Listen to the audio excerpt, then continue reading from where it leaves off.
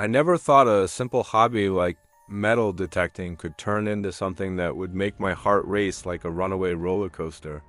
There I was, venturing into the overgrown ruins of an abandoned theme park in Rose Island, Indiana, my trusty detector in hand, sweeping the ground for hidden secrets.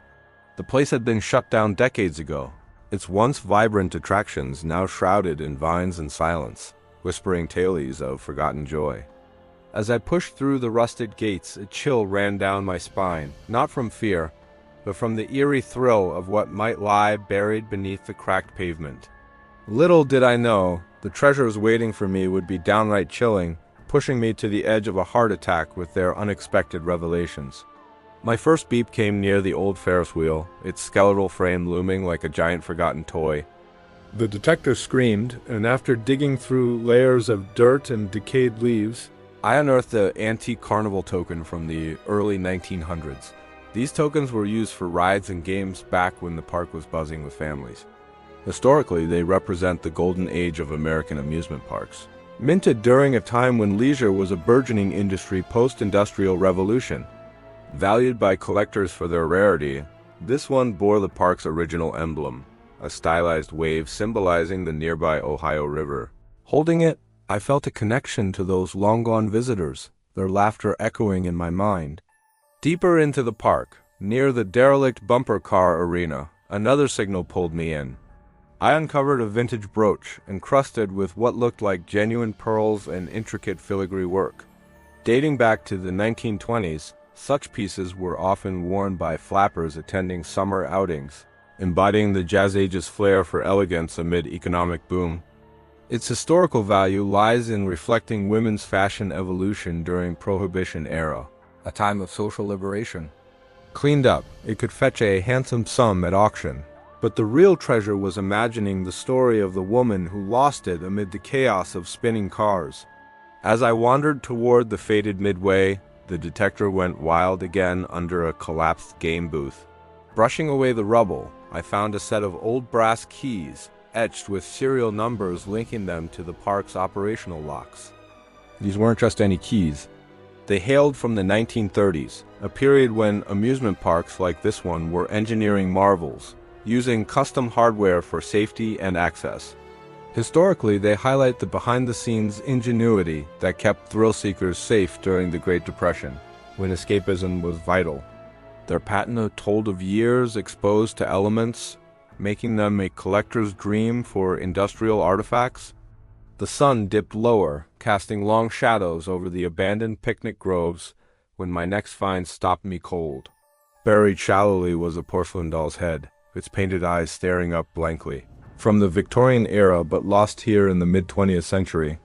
Dolls like this were prized possessions, often imported from Europe, symbolizing childhood innocence in an age of rapid urbanization.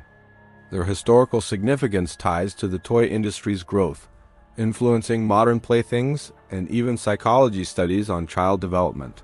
The chilling part was how intact it remained, as if waiting to be rediscovered after all these years.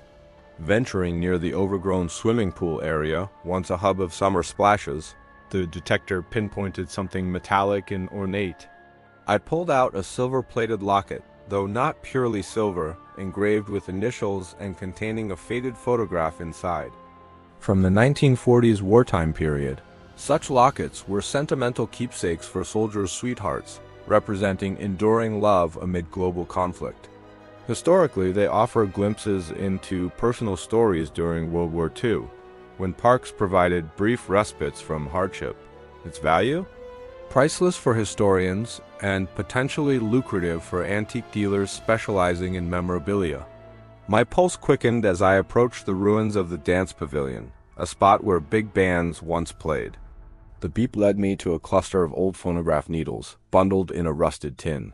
From the swing era of the 1930s, these needles were essential for playing records that filled the air with jazz and foxtrots, capturing the cultural shift toward recorded music and entertainment venues. Their historical worth underscores the evolution of audio technology, bridging live performances to home listening. Finding them intact felt like unearthing a time capsule of melodies long silenced.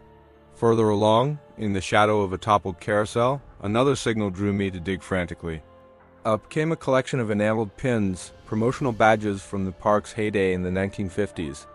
These pins were given to VIP guests or employees, featuring motifs of rides and mascots emblematic of post-war optimism in American leisure.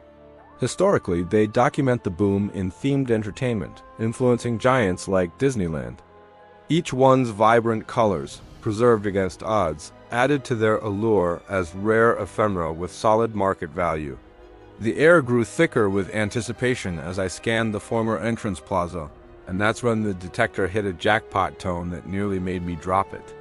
The air grew thicker with anticipation as I scanned the former entrance plaza, and that's when the detector hit a jackpot tone that nearly made me drop it.